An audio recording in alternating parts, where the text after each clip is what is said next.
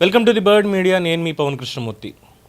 ఒక senior most lawyer గారు, high court lawyer గారు కొన్ని పాయింట్స్ పంపించి, పవన్ ఒకసారి స్టడీ చేయండి, వీటికి సమాధానం చెప్పగలుగుతారు ఎవరన్నా, వాళ్ళ దగ్గర ఏమైనా ఉందా అసలు క్లారిటీ ఇవ్వడానికైనా ఈ పిచ్చి పిచ్చి మాటలు మాట్లాడుతున్న వాళ్ళు అని చెప్పి వారి అభిప్రాయాన్ని తెలియజేశారు. ఏంటనేది ఒకసారి మీకు చదివి వినిపిస్తా. తిరుమల నేతి లడ్డు పేరుతో తయారు చేసిన నకిలీ నెయ్యితో చేసిన లడ్డు తయారీలో వాడిన నకిలీ నెయ్యిని ఇప్పటివరకు 3 ప్రతిష్టాత్మక కేంద్ర ప్రభుత్వ సారథ్యంలో నడిచే సంస్థలు పరీక్షలు చేసి ఒక్క సంస్థ కూడా సదరు నెయ్యిలో ఎటువంటి కల్తీ జరగలేదు అని చెప్పలేదు అనేది నిర్వివాదం. సదరు సంస్థలు CFTRI మైసూర్ సంస్థకు 16/5/2022 టీటీడీ పంపిన నెయ్యి నుంచి సేకరించిన పరీక్ష చేయడం జరిగింది. అది కూడా 2022లోనే రిపోర్ట్ వచ్చినా పట్టించుకోలేదు, పక్కన పెట్టారు. ఆ తర్వాత NDDB కాఫ్ ఆనంద్ గుజరాత్ 12/6/2024, 20/6/2024, 25/6/2024 మరియు 4/7/2024 మేసర్స్ AR డైరీ నుంచి వచ్చిన నెయ్యి లాంటి పదార్థాల శాంపిల్స్ 6/7/2024 మరియు 12/7/2024 తీసి పరీక్ష పంపడం జరిగింది. ఇచ్చిన రిపోర్ట్లో వృక్ష జంతు కొవ్వులతో పాటు పంది కొవ్వు, చేప నూనె లాంటి పదార్థాలు సదరు నెయ్యి లాంటి పదార్థాల్లో వాడినట్టుగా తెలియజేశారు వాళ్ళు. ఇక ICAR NDRI కర్నాల్ హర్యానా సంస్థకి సుప్రీంకోర్టు వారి ఆదేశాల మేరకు విచారణ చేయడానికి ఏర్పాటు చేసిన CBI సిట్ అధికారులు తిరుమల లడ్డులో వాడిన కల్తీ నెయ్యి శాంపిల్స్ 6 జూలై 2024, 12 జూలై 2024 గతంలో వచ్చిన 4 ట్యాంకర్లు సీల్ వేసిన నెయ్యి లాంటి పదార్థం samples TTD warehouse godown 4 Tirumala నుంచి తీసి పంపితే ఆ శాంపిల్స్లో ఎక్కడ చుక్క నెయ్యి అనేది లేదు, మొత్తం అంతా కూడా రసాయనాలతో తయారు చేసిన నెయ్యి అని రిపోర్ట్ చేశారు. అదే రిపోర్ట్ నేడు నెల్లూరు ACB కోర్టులో సప్లిమెంటరీ ఛార్జ్షీట్తో పాటు దాఖలు చేశారు. ఇది స్థూలంగా తిరుమలలో వాడిన నెయ్యికి సంబంధించి నాణ్యతాపరమైన సాంకేతిక అంశాలు. ఈ వివరాలు CBI సిట్ వారు దాఖలు చేసిన పేజ్ నెంబర్ 35, 123 మరియు 210లో ఉన్న అంశాల ద్వారా మీకు తెలియచేయడం జరుగుతోంది. మీరే పరిశీలించి మీ అభిప్రాయాలు మీరే ఏర్పాటు చేసుకోండి. వాస్తవం అనిపిస్తే విస్తృత ప్రచారం మాధ్యమాల ద్వారా చేయండి అంటూ ఒక మాట.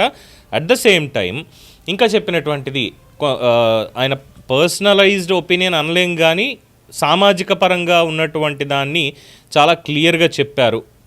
ఈ విషయంలో మాత్రం ఎటువంటి అభ్యంతరం లేదు అనేది మాత్రం చాలా స్పష్టం.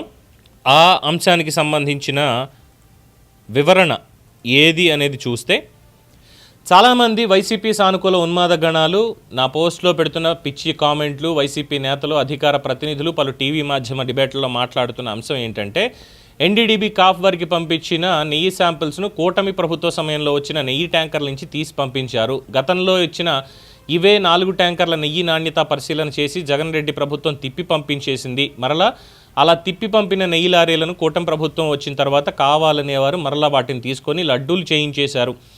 ఆ శాంపిల్స్లోనే జంతు, పంది కొవ్వు, చేప నూనె లాంటివి ఉన్నట్లు NDDB కాఫ్ సంస్థ రిపోర్ట్ ఇచ్చింది అంటున్నారు. ఈ వెధవలకు నేను ఆధారపూర్వకంగా ఈరోజు CBI సిట్ అధికారులు దాఖలు చేసిన పేజీ నెంబర్లు 35, 36, 37 ఆధారంగా స్పష్టత ఇవ్వాలి అనుకుంటున్నాను. ఇక విషయ పరిశీలన చెయ్యండి. పలువురు దగ్గర నుంచి వచ్చిన ఫిర్యాదుల ఆధారంగా P. మురళీకృష్ణ అప్పటి ప్రొక్యూర్మెంట్ జనరల్ మేనేజర్ అన్ని ఒప్పందం చేసుకున్న నెయ్యి తయారీదారులకు నెయ్యి నాణ్యత విషయంలో ఏమాత్రం రాజీ లేకుండా స్వచ్ఛమైన, నాణ్యమైన ఒప్పంద షరతుల ప్రకారం ఆవు నెయ్యి పంపాలని చెప్పడం జరిగింది. మిగిలినందరూ ఈ సూచన పాటించారు. కానీ messrs AR dairy food private limited Dindigul ఈ కేసులో మొదటి ముద్దాయితో 12 మార్చి 2024 టీటీడీతో కుదిరిన ఈ టెండర్ ఒప్పందం ప్రకారం 10 లక్షల కేజీల ఆవు నెయ్యి సరఫరా అనేది 8/5/2024 కుదరడం ఫైనలైజ్డ్. 15/5/2024 నెయ్యి సరఫరా కొరకు అరగడం జరిగింది. కేజీ నెయ్యి ధర $319.80 నిర్దేశించబడింది. అనగా కూటమి ప్రభుత్వం ఏర్పడక ముందే జగన్మోహన్ రెడ్డి ప్రభుత్వ సమయంలో టెండర్లు పిలవడం, ఒప్పందాలు చేసుకోవడం, ఒప్పందం ఆపద్ధర్మ ముఖ్యమంత్రిగా జగన్మోహన్ రెడ్డి ఉన్నప్పుడు అమలు చేయడం జరిగింది. తదుపరి కేంద్ర ఎన్నికల సంఘం సారథ్యంలో దీనికి నెయ్యి సరఫరా ఒప్పందం పూర్తయ్యి నెయ్యి సరఫరా చేయాలని అడగడం జరిగింది. 2024 ఎన్నికలకి ఫలితాలు 4/6/2024 విడుదలయ్యాయి. అప్పటి వరకు ఆపద్ధర్మ ముఖ్యమంత్రిగా ఉన్నది జగన్మోహన్ రెడ్డి మాత్రమే. కూటమి ప్రభుత్వంది 12/6/2024 ప్రమాణ స్వీకారం చేయడం జరిగింది. ఇక ఒప్పందం ప్రకారం మొదటి ముద్దాయి AR డైరీ వారు 4 ట్యాంకర్ల నెయ్యి లాంటి కృత్రిమ నెయ్యిని 12/6/24, 26/25, 26/6/24 మరియు 4/7/24 తేదీల్లో పంపడం జరిగింది. 20/6/24 అప్పటికే టీటీడీ ఎగ్జిక్యూటివ్ అధికారిగా శ్యామలరావు గారిని నియమించి నెయ్యి నాణ్యతపైన వస్తున్న పలు ఫిర్యాదుల నేపథ్యంలో నాణ్యత పరిశీలన చేయాలని ముఖ్యమంత్రి గారు ఆదేశాలు ఇచ్చారు. వచ్చిన 4 నెయ్యి ట్యాంకర్లను సీజ్ చేసి వాటిలో ఉన్న నెయ్యి లాంటి పదార్థాల శాంపిల్స్ను 6 జూలై 24, 12 జూలై 24 NDDB కాఫ్ సంస్థకు పరీక్షకు పంపడం, వారు 16 జూలై 24 మరియు 23 జూలై 24న అందుకొని పరీక్షలు చేయడం, ఆ పరీక్షల్లో తేలిన అంశాల ఆధారంగా 4 వేరువేరుగా రిపోర్టులు టీటీడీ వారికి ఇవ్వడం, వాటిని రాష్ట్ర ముఖ్యమంత్రి పరిశీలన చేసిన తర్వాత కూటమి మీటింగ్ సమయంలో బహిరంగపరచడం జరిగింది. సదరు ఎన్డీడీబీ రిపోర్ట్ ఆధారంగా తిరుపతి తూర్పు పట్టణ పోలీస్ స్టేషన్లో క్రైమ్ నంబర్ 470/2024 25/9/2024న ఎఫ్ఐఆర్ కట్టి మొదటగా 15 మంది ముద్దాయిలు 7/5/2025న మొదటి ఛార్జ్ షీట్ను దాఖలు చేశారు.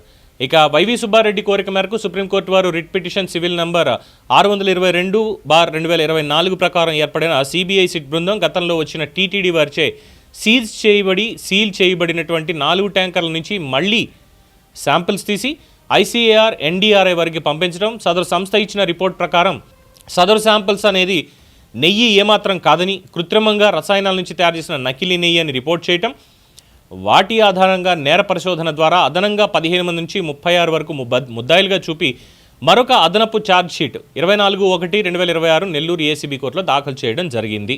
ఇది స్థూలంగా జరిగినటువంటి పరిణామాలు.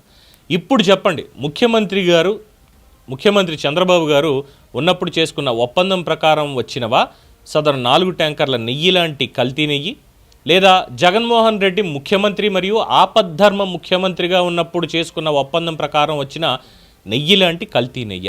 ప్రజలకి వాస్తవాలు అర్థం అవుతున్నాయి. ఎన్ని అబద్ధాలు తారీఖుల పేరుతో చెప్పి మోసం చేయాలనుకుంటే ఇక కుదరదు. ఇది సోషల్ మీడియా యుగం. మీ దరిద్రపు పత్రిక ఛానళ్లు చెప్పేటువంటి నీచపు విషపు వార్తల ప్రసారం చేస్తే చూపిస్తే సామాన్య ప్రజలు నమ్మే కాలం కాదు అని న్యాయ నిపుణులైనటువంటి ఒక సీనియర్ మోస్ట్ ఆయన పంపించినటువంటి అంశం అన్ని పాయింట్ వారిగా చాలా క్లియర్గా ఉన్నాయి. ఇప్పుడు ఎవరిది తప్పు మీరే చెప్పండి. మీ మధ్యలోనే నిజాలు పెట్టాం, ఇక మీరే తెలియజేయండి. దీని మీద మీ అభిప్రాయాన్ని కామెంట్స్ రూపంలో తెలియజేయండి. చూస్తూనే ఉండండి ది బర్డ్ మీడియా.